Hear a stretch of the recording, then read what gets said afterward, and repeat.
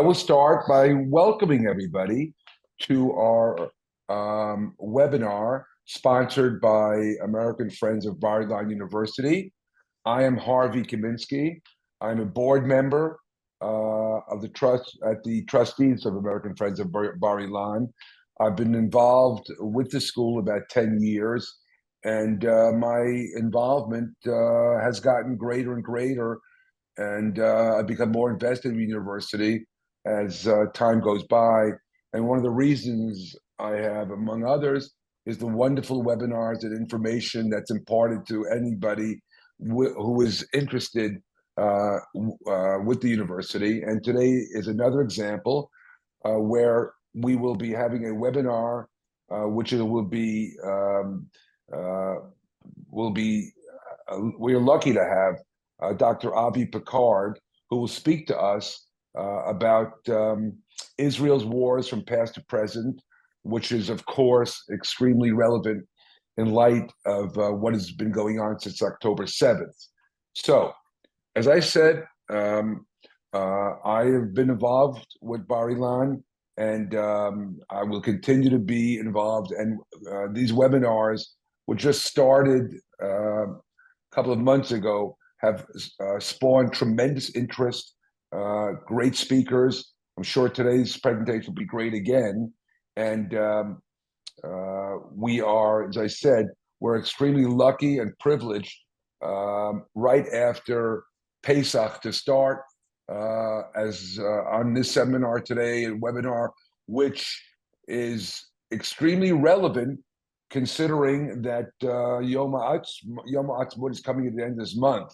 So we're not celebrating Yom Ha'atzmaut right now in light of what's going on in Israel, but the relevance of Israel as it turns 77 years old and is still embroiled in a war today.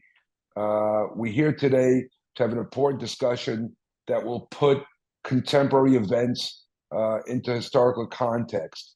And the person who is going to do that for today is, I said before, Dr. Avi Picard, who's a faculty member at the Martin Szusz Department of Land of Israel Studies and Archaeology at Bar-Ilan. Dr. Szusz is also, I'm sorry, Dr. Szusz, Dr. Picard, excuse me. Dr. Picard is an expert on dealing with matters having to do with immigration to Israel, Israel society, wars, and so forth.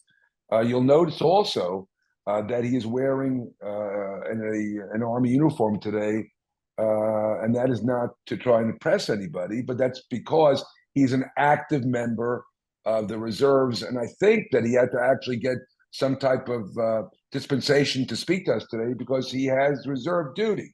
So we're privileged at two levels, and I'm privileged to introduce Dr. Picard and have him speak both as a brilliant scholar and also as a member of the reserve, an officer who's sworn to protect the land of Israel. So before we get Dr. Picard to help us bridge the past and the present, and he'll speak on the early years of the state of Israel. I also want to mention that we will have a dedicated question and answer section at the end of this webinar. If you have any questions for Dr. Picard, please do so in the Q&A box on Zoom. I would also like to take a moment to remind you that your support of Bar-Ilan makes a tremendous difference for Israel and world Jewry at all times, but especially during this war. And to support the archaeology and in the Martin Szusz Department of Land and Israel Studies and Archaeology, to support this department, you can do so by clicking the QR code in the top right-hand corner of your screens. You'll also find the link included in the comment section here on Zoom. So, without further ado, it is my distinct honor and pleasure to introduce Dr. Avi Picard. Hi, and Harvey, thank you very much for introduction, and thank you very much for having me. It's a pleasure. I will try to talk in both hats. One as an historian about Israel wars in the past and how it's connected in a way Israel's security doctrine, and in another way I will talk about my own experience and in a way what I brought with my specialty as an historian to the battlefield or to the decision making process during this operation.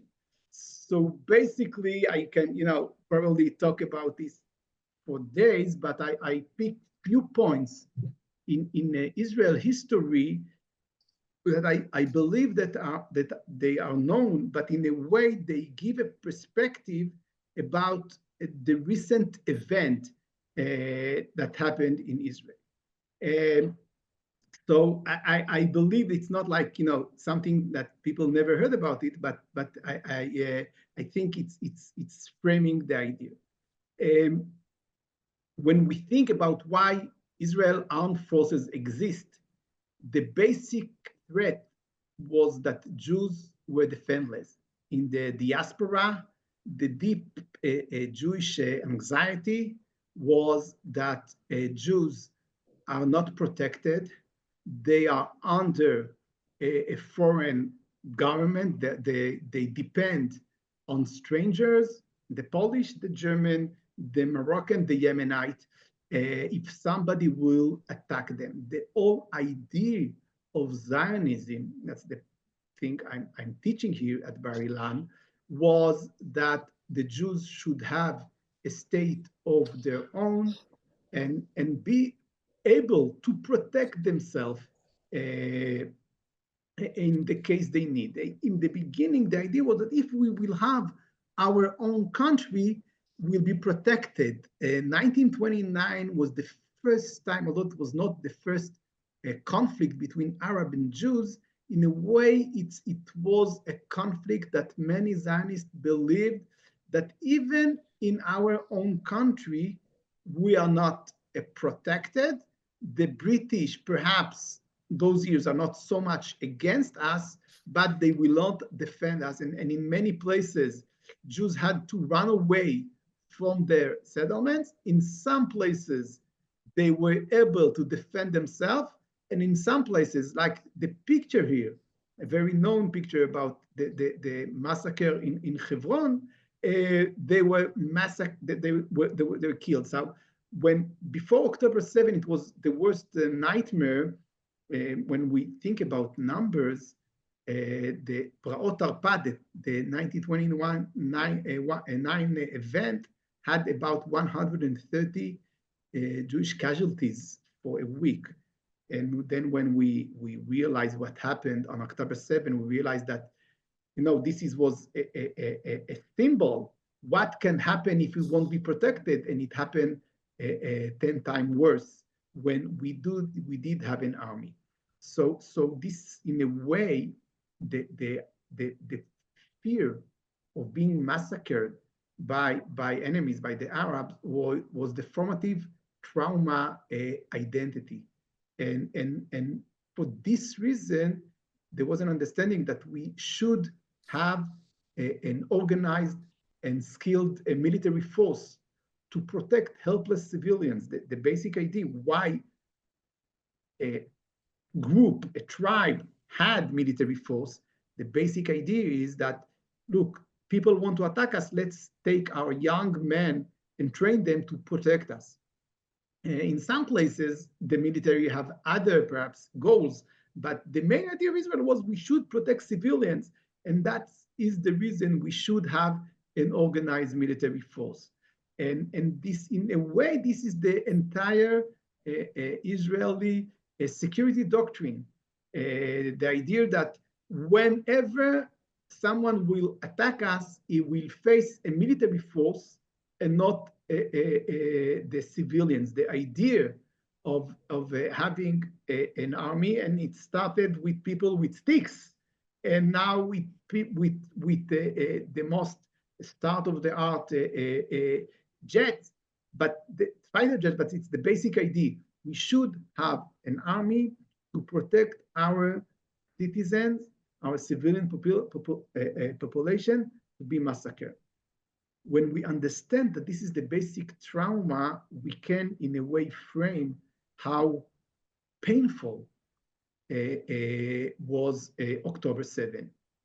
If we are moving one step forward in history, some perhaps will say, look, it was not the first time that Arab forces took over Israel villages and settlement. There was the War of Independence. However, if we look deep into the War of Independence, we see that in the War of Independence, little after when the war started, the civilian population was, in most places, removed from dangerous villages in the north and the south, in the center. Some places were captured by Arab armies. For example, the Jewish quarter of the old city in Jerusalem, Mishmar Aden. But usually, Arab armies were playing by the rule of war.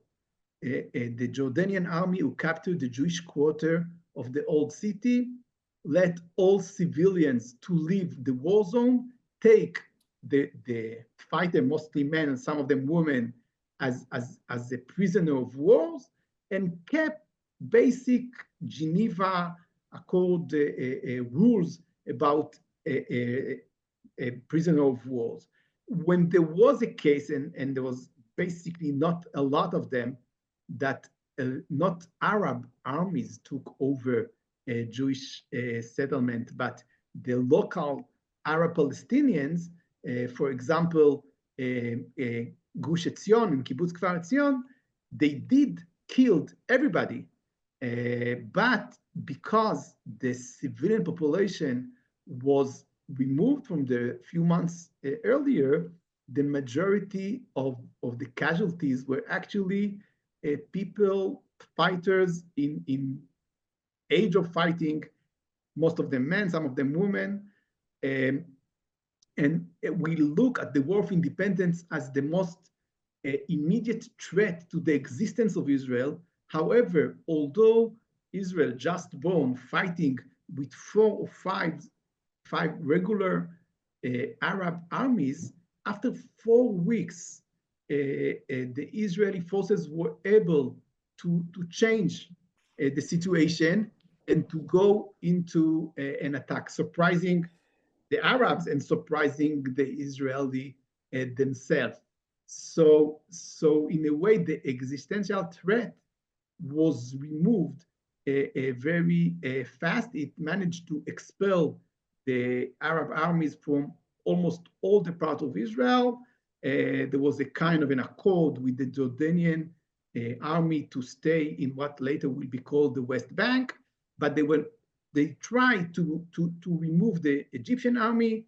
By January 1949, the Egyptian army was still holding a short strip along the shore in the South Mediterranean.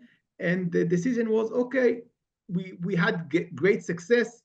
Let them keep this strip, later on named after the major city there, the Gaza Strip. And in a way, the Gaza Strip was born in January 1949. We move one step forward. What happened between the war? It's important to add that a lot of the Palestinian civilians left the area captured by Israel.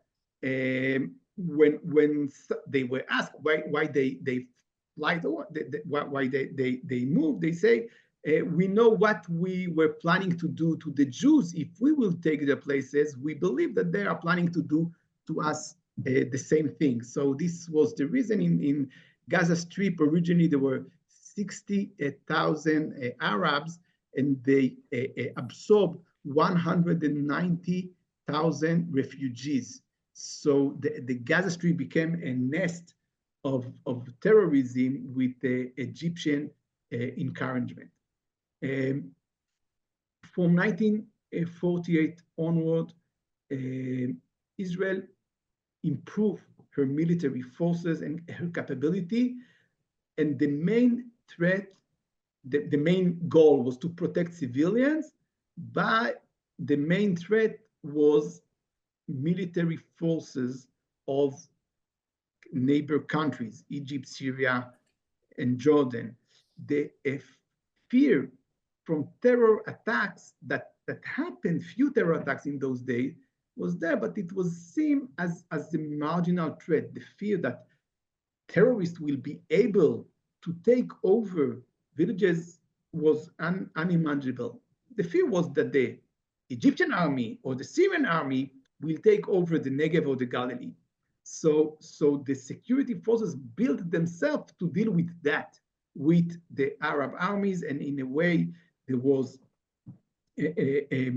more and more forces that were making to fight with this kind of threat. In most cases, when there was a feeling that there will be an attack by Arab armies, for example, in 1967, Israel carried out a preemptive attack, a preemptive strike, and prevent the war. Just to mention, the Gaza Strip was taken twice by Israeli forces in 1956, the Szusz operation, in 1967, the Six-Day War.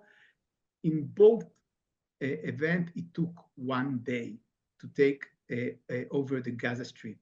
So in a way that gives us as a perspective what level and layer the Hamas built in Gaza, that it took such a long time and we still are not in control. The next point in history that's a lot of similarity to the recent war is the Yom Kippur War.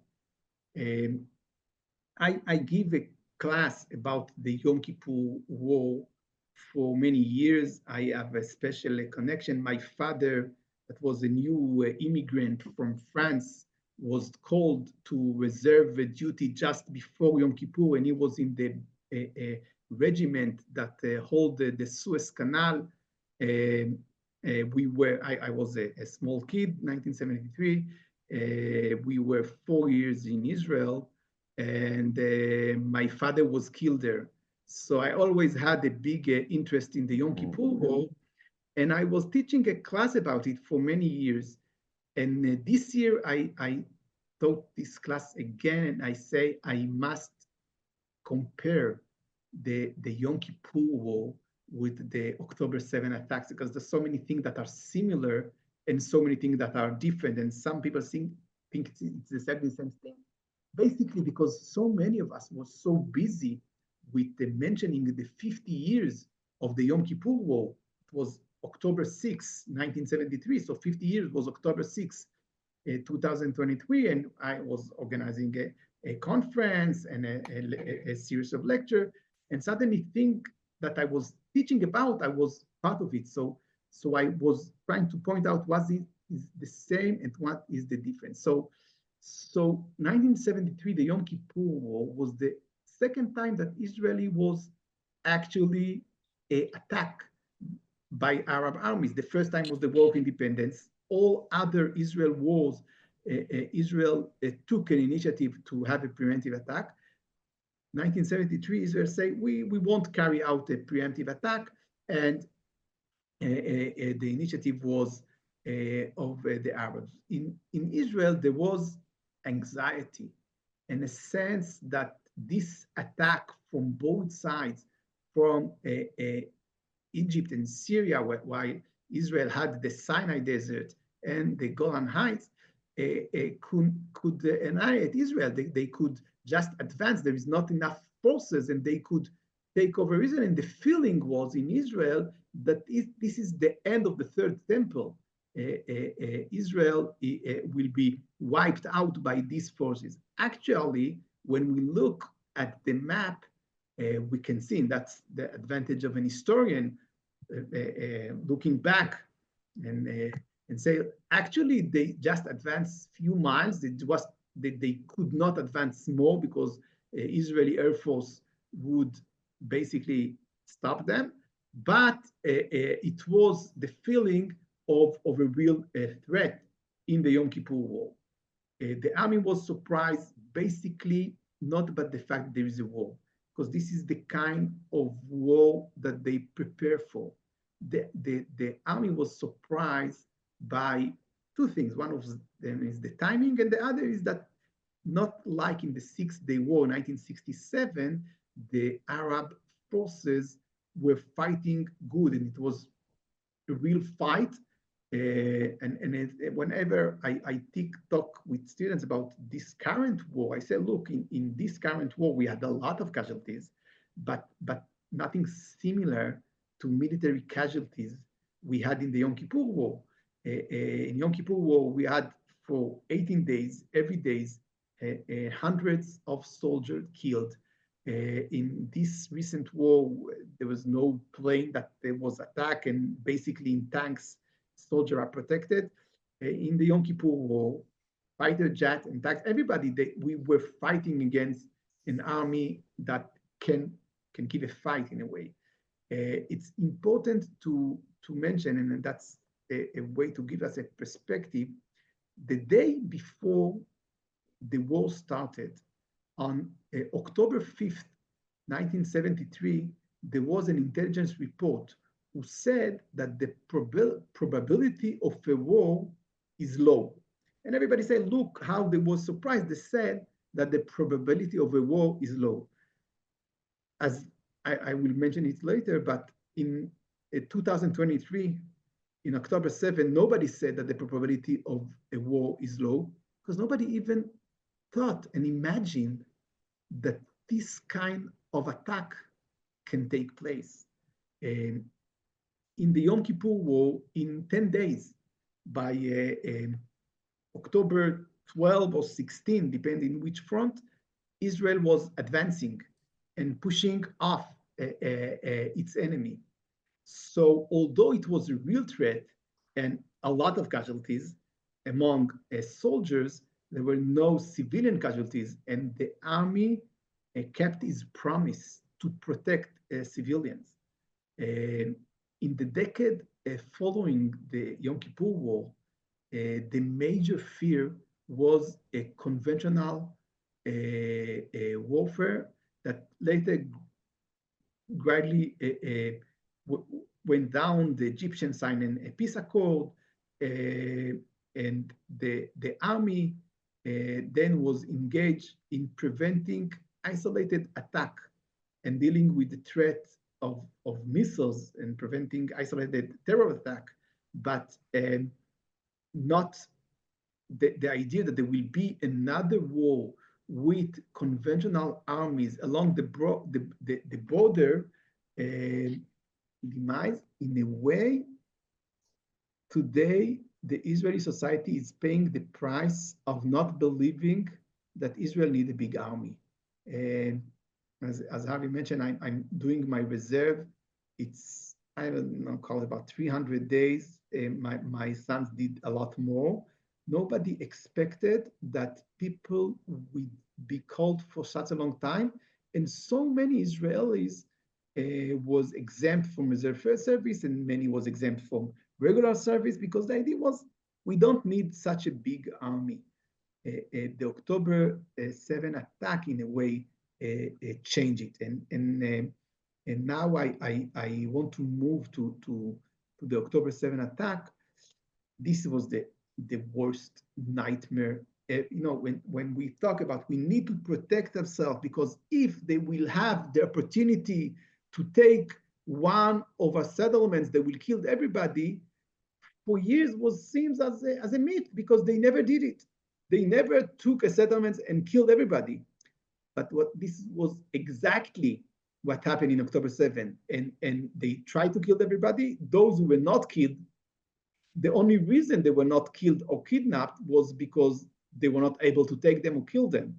But from the point of view of Hamas, the goal is to try to kill every man, woman, children, old person, and to take hostages. And I will mention a bit later about the difference between those kind of hostages that still, so many of them are still in Gaza, and prisoner of war. And in a way, this war was not the scenario of retribution. There was no intelligence report saying that the probability of war is low, because nobody even believed that there could be such a war. The fear was that there will be an attack of 3 squads of terrorists in the same time, not of 66 squad of terrorists in the same time, all around, completely surprised. So even if somebody would have known something, nobody could imagine this kind of attack. And from this point of view, Israel was totally surprised. And as I mentioned, and I read an intelligence report, nobody even said there is a low probability of war. There is no probability of war. There is no need for intelligence report about it. And for the first time in history, Palestinian forces succeed to capture an Israel population settlement, and as accepted, they killed everyone.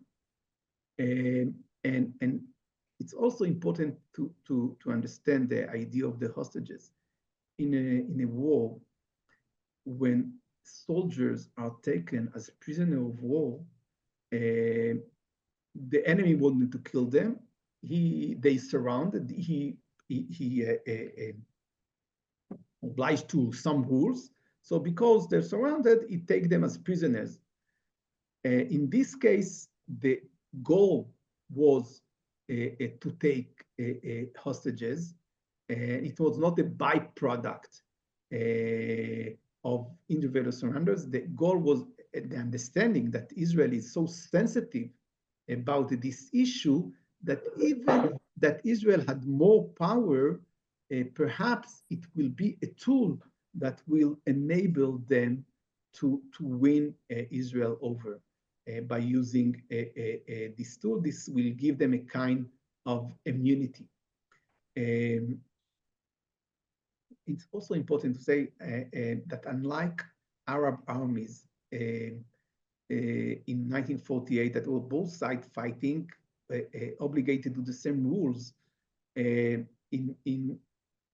October 7 attack or Iron Sword War, the world expect Israel to respect rules of war, not attacking civilians and not attacking hospitals, and is not expecting anything from Hamas, because this is not a state and this is not an army and this is a terror organization.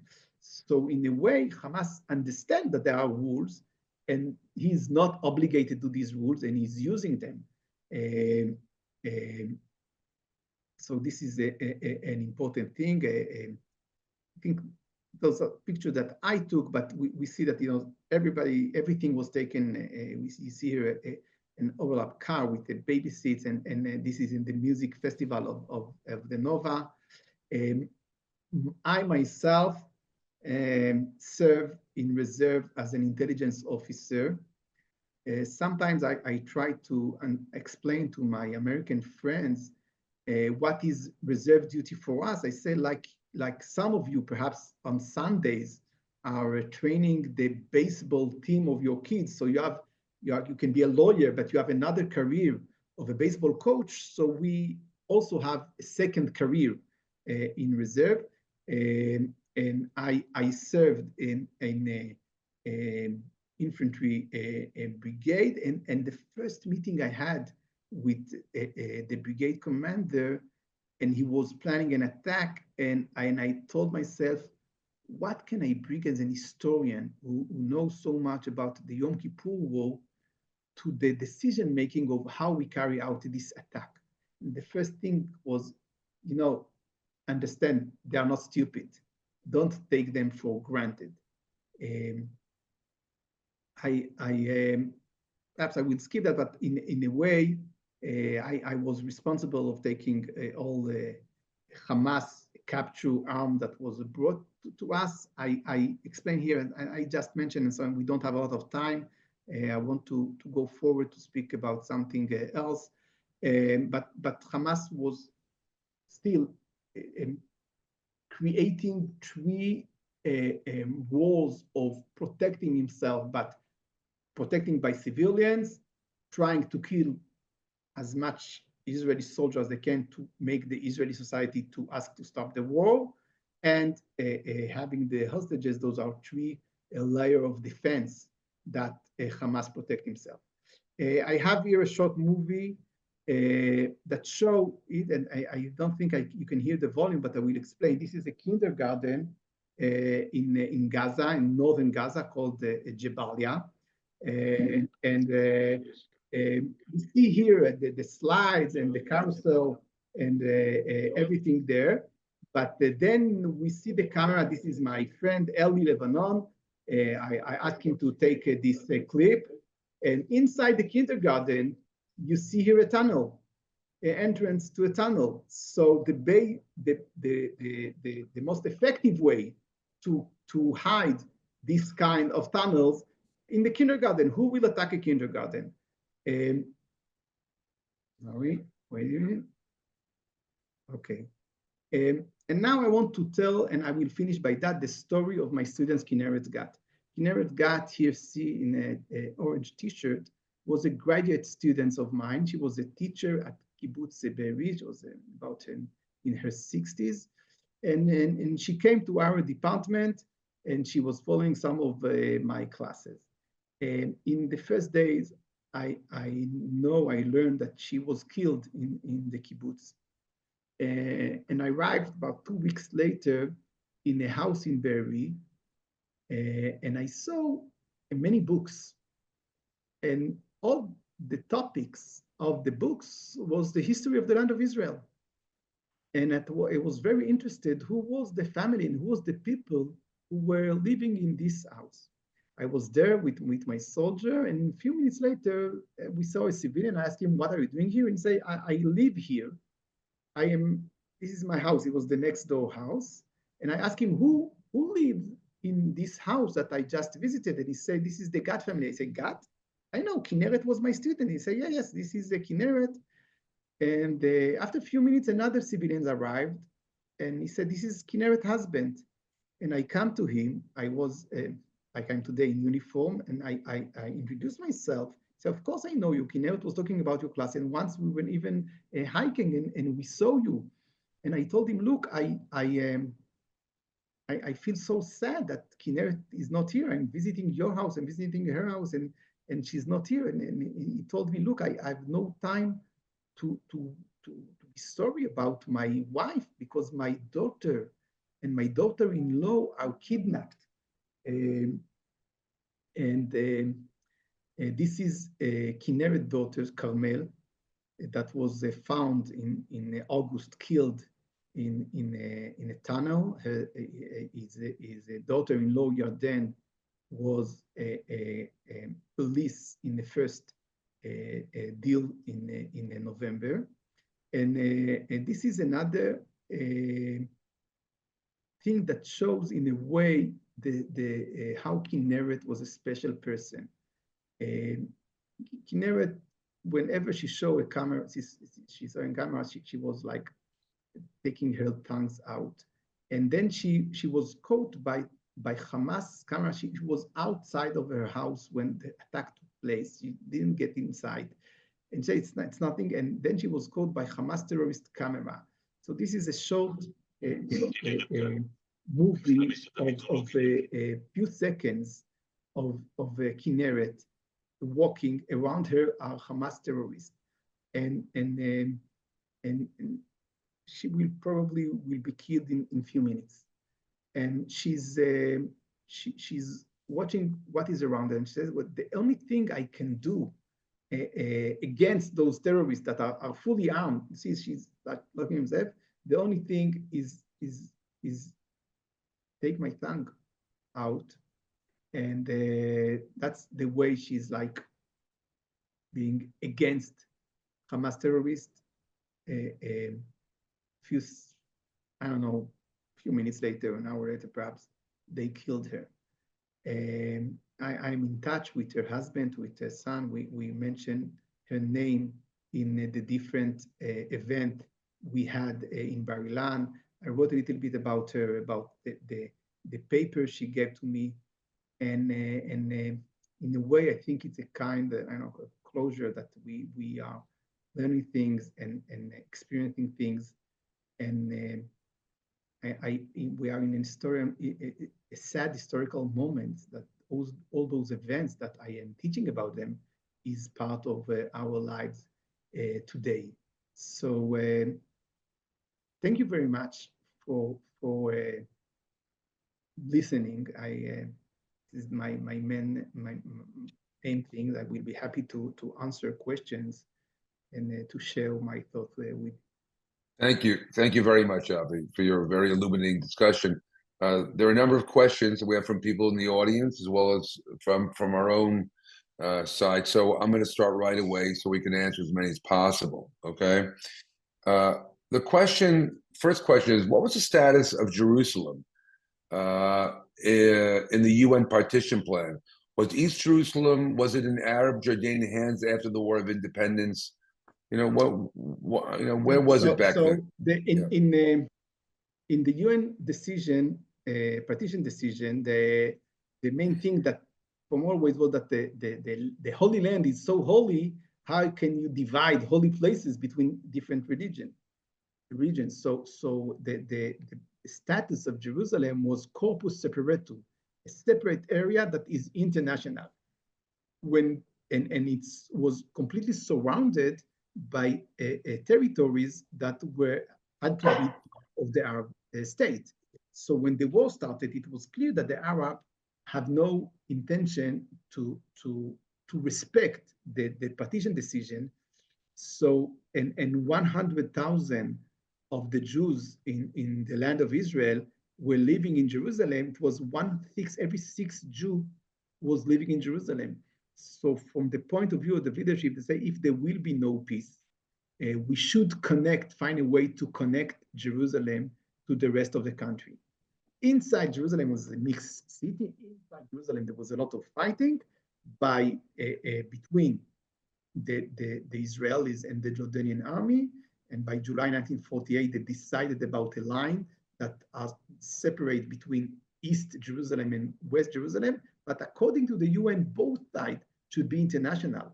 Now, the Israeli annexed the west side, the Jordanian annexed Jerusalem in the West Bank. That was completely against any law because the West Bank had nothing to do with Jordan. It had to be an independent Arab state. All Arab countries were furious about Jordanian that annexed this part of Palestine. The only country in the world that recognized this annexation was Britain. That was Jordan a patron in a way, and Pakistan was also because of Britain. From the point of view of the UN, it's not East Jerusalem that's not Israeli. Even West Jerusalem is not Israeli. And for this reason, so many countries don't have their embassy in Jerusalem, not in East Jerusalem, in West Jerusalem, because they don't recognize that West Jerusalem is the capital of Israel. Okay, thank you. Another question from one of our participants, which I'm going to modify a little bit. The question is, how was there such a misconception with senior soldiers about the intentions and capabilities of Hamas prior to October 7th? And also, can you also just, give any flavor to that story we hear over and over in America about these young women who were ignored despite talking about troop movements before, and they say they gave a warning and they just were ignored by senior executives. So that's the question about it. Okay, two-part question. I will. The first question, I don't think I can explain that. And I know as an historian who teaches about the Yom Kippur War, that the full understanding of why Israel was surprised in 1973 was realized years later, after you had their documents and you learned them and understand what Israel was expected, why they surprised us. So I am assuming, and I read some intelligence report made before October 7th. The assumption was that Hamas is an organized army, but not organized enough to carry out a coordinated attack in 80 places in the same minutes. So that's bringing me to the second question. There were one woman working at the intelligence saying, look, they have a plan.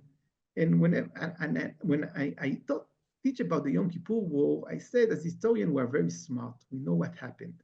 But if we want really to try to understand the past, we need to get into their shoes. And as I said, in 1973, it's even worse in 2023, you had 10 signs that there will be a war, and you had 1,000 signs that there won't be a war.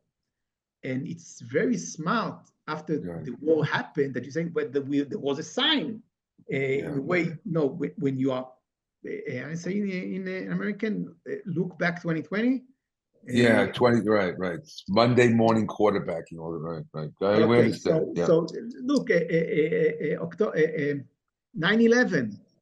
After it happened, you find few pieces of information that you say, we could understand that they're planning us, but before it happened, you cannot imagine. So yes, Vicky said that they can do that. And there was so many signs that they are, and they were prepared signs that they are not planning to do that because they will pay such a price and there is no reason. So they are, look, we heard, but we had other information that you don't have. And from the largest pictures, we understand that it's unimaginable to carry it out. So they won't carry it out. So by the end, she was right, and her officers were wrong, but they were not so stupid. They were human, and as human, we get into those kind of mistakes all the time. Okay. There's a lot of people who are drawing these parallels between what happened October 7th and both the Yom Kippur War and the War of 1948. But is it a fair comparison? Because one is like a war against your enemies who are sovereign countries, and one is more of a terrorist organization. So is it fair to draw parallels between what happened October 7th and other wars? I mean, October 7th turned into war, but do we consider October 7th itself, was that a war? Was that the beginning of a war itself? Or does it matter? Or is that semantics? So look, in the first minutes of October 7th, some officers on the ground said, this is a war. It's not what we prepared. It's not a local attack. It's a war. Now, it's a different kind of war. And when we are comparing two things, we are saying two things. We are saying it's similar and it's different. And in every historical event, there are some similarity and some differences. So for sure, there are a lot of differences and a lot of similarity. And so we should compare, because comparing helps us understanding. We should understand that there are differences. Okay. Next question refers to the coming of Yom Ha'atzmaut. And in your mind, what's the appropriate balance between celebrating Yom Ha'atzmaut and remaining focused on significant changes and somber emotions of the current war, such as the remaining hostages held in Gaza? I guess it's a personal question. You can't speak for anybody else except yourself, right? I'm not speaking as a Bar-Ilan professor. This is I think that we should, I don't know, we were hoping last year that it would be the last Yom Ha'atzmaut that we are still in a war. And I know I'm not there to see when it will end and how it will end. Definitely lives continues. And, people are watching TV and doing other things and going to vacations, and still a war is going on. I do hope we won't get used to it. And I do hope that the hostages will be will be released. I don't know before Masmud, but there will be kind of a deal. I don't know. I don't know how it takes place. It's a kind of a limbo. Whenever any turn you are taking, you are facing another problem. Deal or not deal, emphasizing the war, emphasizing a deal to finish the war and release the hostages. And I know we are dealing with an enemy that had no rules and is not stupid. And we should take it into account. Yom Ha'atzmaut will definitely will be different. I say myself, I'm a IDF orphan. My father was killed, and I always said, look, Yom Ha'atzmaut is celebration, but I am more focused on Yom HaZikaron, the day before Yom Ha'atzmaut, when all Israelis are open ears to listen your story. Now, in the recent 2 years, we have so many stories about fallen. So I think Yom HaZikaron is important now. It's not all stories about a soldier that was killed 50 years ago. It's a current story. Right. All right. The last two questions we're going to deal with before we close up really deal with Bar-Ilan during these difficult times. So, as a faculty member who needed to balance your academic responsibilities with military service, how did Bar-Ilan support you through that process? So I said they were very supportive for my family and then, and they always ask me, what can we do for you? And I told them, look, I have a lot of papers to check. I cannot bring my computer inside. Can you please print me everything? And I went with, I don't know, hundreds of paper printed when I have free time to check them. I think Bar-Ilan was very helpful. I was supervising few students, and I told them, look, I cannot check your work. You would have to pay another year because I am in service. And Bar-Ilan said, look, even the supervisor is serving in the army. We understand that he cannot check. We won't ask you to pay for another year because the supervisor was slow with the checking your MA or doctorate thesis. And I think in a way, everybody is very open. And I see as a teacher, I have a list of students that are in reserve duty and students that their couple, usually their husband, but some of them, the wife is in reserve duty, understanding that not only the person who is serving, but also all the family is taking over, and understanding that a young mother that her husband is doing is reserve, she's occupied. She cannot get to class. She cannot perhaps prepare her paper and record classes and understand. And we have, in the list class, we have those names. Yes, he's serving, or he's a couple of somebody who served now. I've heard in the last few months from many students who talked about how the university has supported them unbelievably so. And I think I heard some statistic that some of the students who were on reserve, who have been told not to do, additional work, or they insist on doing schoolwork, some of their grades are as good, if not better, than people who are not even in the reserves. It's an incredible statistic. Have you heard that at all? Look, we try to understand. I know people have time. Yeah. They cannot have their smartphones.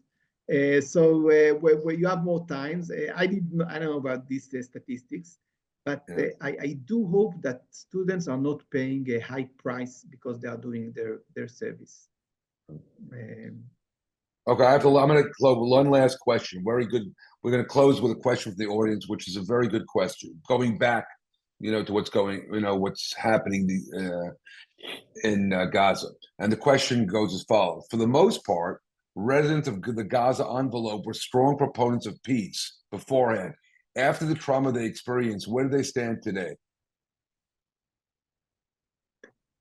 It's difficult. Many of them said, we are not coming back to Kfar Aza or to Be'eri until Gaza is completely annihilated.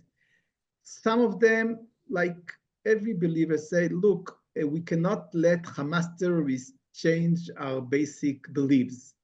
I think what surveys say in Israel, that the both major candidates for being prime minister are two right wing. It's Netanyahu and Bennett. So that there's two different two version of right wings in a way. I'm not sure that it will continue, but I said many Israelis say, look, although Hamas terrorists were awful and cannot gonna deal with them, we won't let them define our beliefs. So I don't have a statistic. I know many of them changed their point of view. Many of the Israelis changed their point of view. The understanding that if you are taking out the army completely from an area and you are not controlling it at all, you cannot imagine what can develop under that. And that's what Hamas did for the last 20 years in Gaza. They just were able to develop their ability to kill us because nobody entered inside Gaza for 20 years.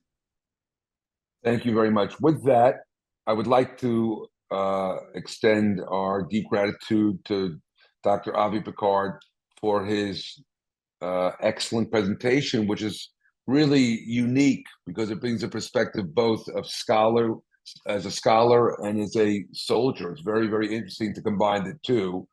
And we're very privileged that he is a respected, venerable member of the Bar-Ilan faculty. Thank you very much, Dr. Picard. And with that, we want to thank everybody for attending today's webinar. For everybody's knowledge, this will be available via a video, which you'll be able to find online in the next few days. And I've sent some of these webinars to other people before, and they're really have commented on the quality of the speakers and of the entire presentation. And we urge you to do that. If we didn't get to anybody's questions today, feel free to still send them in. We'll have them answered for you.